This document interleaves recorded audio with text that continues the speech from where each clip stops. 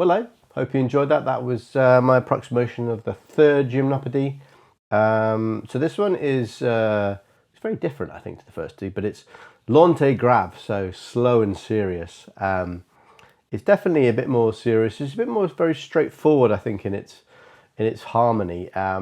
It's sort of in this sort of A minor tonality. It doesn't really change that much all the way through it. It's fairly, say, consonant. It's certainly not as dissonant as the first two Gymnopédie. And in my opinion, it's not as interesting. It's very straight.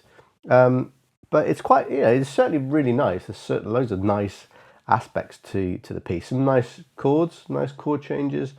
So anyway, it capped off this trio of Gymnopédie, and I'm gonna upload all three like in a row, so you can hear them one after the other, and you can hear how the tonality sort of changes, but also that there's the variations on the theme, and that there's similarities that are being carried over from one to the next. So yeah, again, what else to say really? It's very pretty, but doesn't have the same sort of emotional resonance, for me anyway, as the first one. Now that I've done all three, I think I could probably have an opinion about what I think, and definitely prefer 1 and 2, and on balance maybe 2 is the more interesting piece. But 1's is very classic, and it's very lovely to listen to. Certainly that first section of the first Gymnopédie is lovely, and so yeah, all in all, really interesting bits of work. I can see what Erik Satie's done. I can see how he's voiced these chords differently, and I say how he's using sort of variations on a theme. They all do string together, but they've got their own personality, their own flavour. Colour-wise, I would say that the first one is sort of greeny, yellowy blue. The second one is more grey and white. And this one, I think, is more reddy pinky red.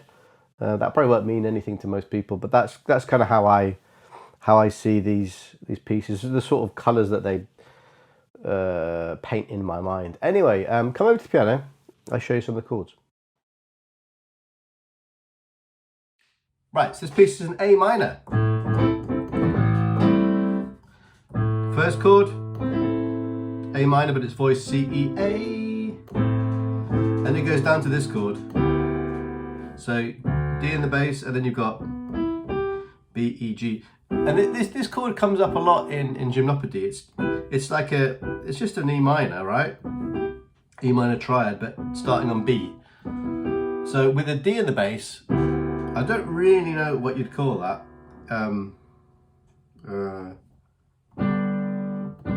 It's sort of like that chord. No, it's not. It's sort of that chord. So, I mean, sort of like a suspended 4 with a 9. I don't know. I don't really think it's just a chord in its own right. I'd just think of it as a E minor over D. Anyway.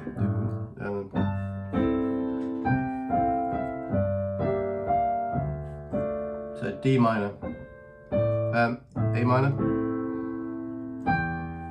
E minor, and then it's sort of like a G7.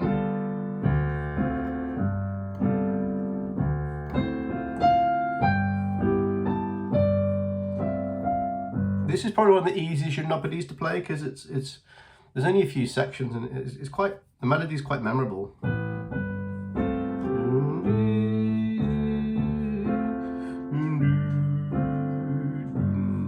And then you're into the sort of what I would call the chorus bit, the C bit.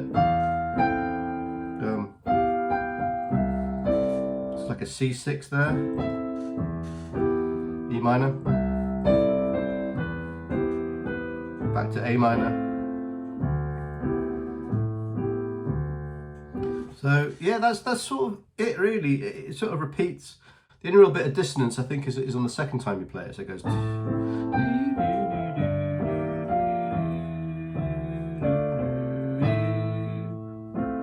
And then this bit.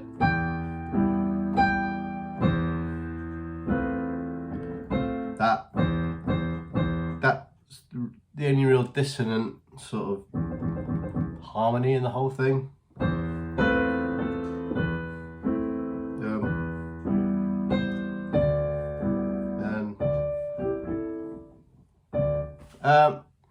But yeah, then you go back to the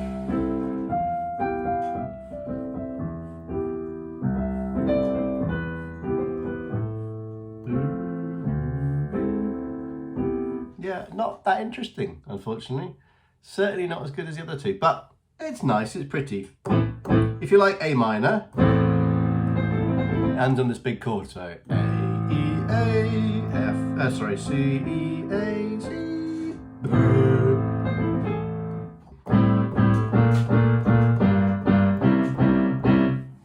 bye-bye.